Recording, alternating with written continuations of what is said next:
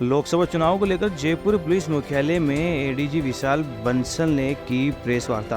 Conference को संबोधित करते हुए कहा, चुनाव आयोग के निर्देशानुसार आचार संहिता के दौरान लगभग 800 करोड़ की मादक पदार्थ, शराब, एनडीपीएस एक्ट, उपकेंद्र, नकदी, अवैध रूप इत्यादि को जब्त करने में सफलता हासिल की है।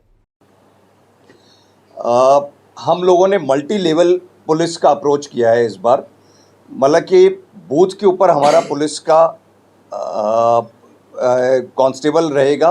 उसके अतिरिक्त हम लोगों ने वल्नरेबल या क्रिटिकल बूथ्स जो हम लोगों ने आइडेंटिफाई किए हैं, वल्नरेबल बूथ्स हमने दो तरह से इस बार आइडेंटिफाई किए हैं। एक तो वल्नरेबिलिटी ऐसी हो जिसमें कि व्यक्ति स्वतंत्र रूप से वोट देने जाने में सक्षम नहीं हो पाए या उसके ऊपर किसी प्रकार का दबाव बनाने की संभावना हो।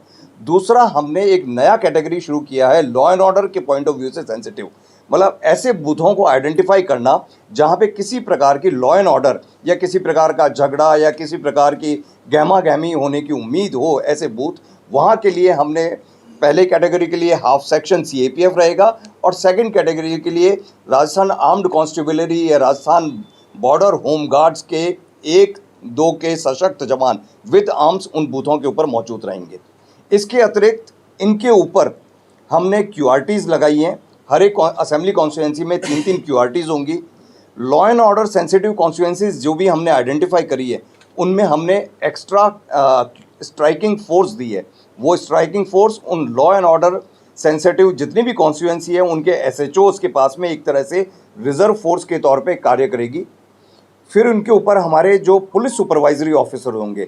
हम कहने का तात्पर्य है कि सबसे नीचे के लेवल पे बूथ है, बूथ के ऊपर करीब 10 बूथ के ऊपर हमने एक मोबाइल पार्टी जिसमें एएसआई या हेड कांस्टेबल रैंक का ऑफिसर होगा जो उन कंटिन्यूसली बूथ के ऊपर राउंड लेगा और उसके साथ में करीब 5 आदमियों का फोर्स उसकी गाड़ी में उसके पास में अवेलेबल होगा। इन कुछ मोबाइल पार्टी करीब 8 या 10 मोबाइल पार्टी के ऊपर एक इंस्पेक्टर या डीवाईएसपी रैंकिंग ऑफिसर होगा।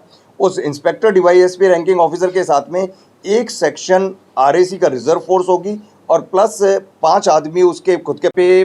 पहली बार हमने इस बार एक इलेक्शन का जो डिप्लॉयमेंट कर रहे हैं उसमें एक व्यवस्था करी है कि सामान्यतः हमारा पूरी पुलिस फोर्स मतदान के दिवस अर्ली इन द मॉर्निंग से लेके मतदान समाप्त होने तक लगी रहती है और वो काफ़ी एक तरह से मतदान समाप्त होने के बाद में जो पोलिंग पार्टी ईवीएम लेके आती है वो भी कोशिश करती है कि हम जल्दी से जल्दी फ्री होकर अपने घर जाएं और एक अव्यवस्था टाइप हो जाती है में हो उसके दिन व्यवस्था बना के रखे। उसके लिए हमने एडिशनल ऑफिसर्स दिए हैं और एडिशनल फोर्स का प्रोविज़न किया है जिसके अंतर्गत समस्त स्थानों पर सभी जगहों के ऊपर ईवीएम सिक्योर्ड रूप पे वहाँ पे ईवीएम कलेक्शन सेंटर पे पहुँच जाए।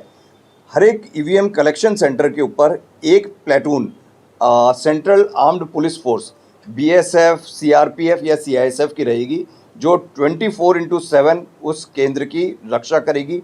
उनकी बाहरी पैरामीटर के ऊपर राजस्थान आर्म्ड कांस्टेबलरी होगी और उसके सबसे बाहर जिला का खुद की फोर्स होगी। इस तरह से 3 लेयर के अंदर वहाँ पे हर एक जहाँ पे ईवीएम कलेक्शन होगी वहाँ पे व्यवस्था रहेगी और सारे EVM collection centres 24/7 CCTV watch में रहेंगे। वहाँ पे एक एक चीज़ की रिकॉर्डिंग होती रहेगी।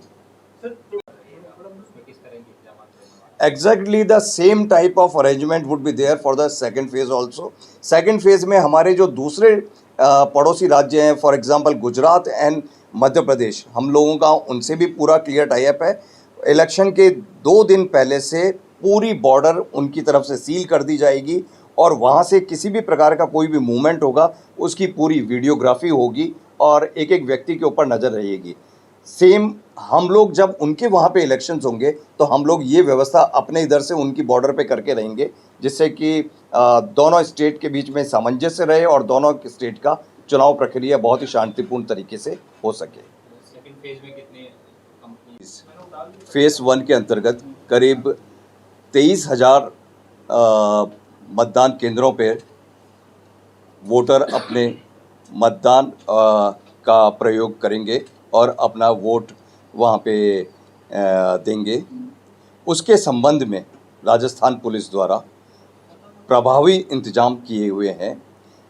इस 23,000 पोलिंग बूथ्स स्टेशन जो हैं जिनके ऊपर हमने पुलिस व्यवस्था करी है, उसमें करीब 75,000 राजस्थान पुलिस के कर्मी, उसके अतिरिक्त 175 सेंट्रल आर्म्ड पुलिस फोर्स की कंपनीज लगेंगी, 18,400 के करीब बॉर्डर अर्बन होमगार्ड्स लगेंगे व 1,600 बॉर्डर होमगार्ड्स लगेंगे।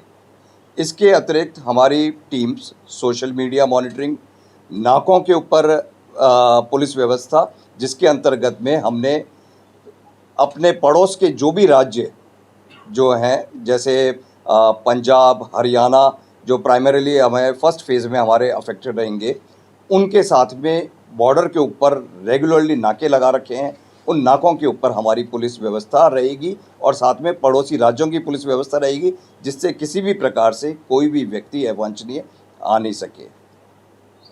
वहीं चुनाव को लेकर कानून व्यवस्था की बात की जाए तो पुलिस पूरी तरह से मुस्तैद नजर आएगी। समस्त चुनाव स्थलों पर पुलिस बल तैनात किए जाएंगे। वहीं जहां ईवीएम मतगणना स्थल पर ईवीएम सुरक्षित पहुंचाए जाएंगे, मतगणना स्थल पर प्लेटून तैनात किए जाएंगे।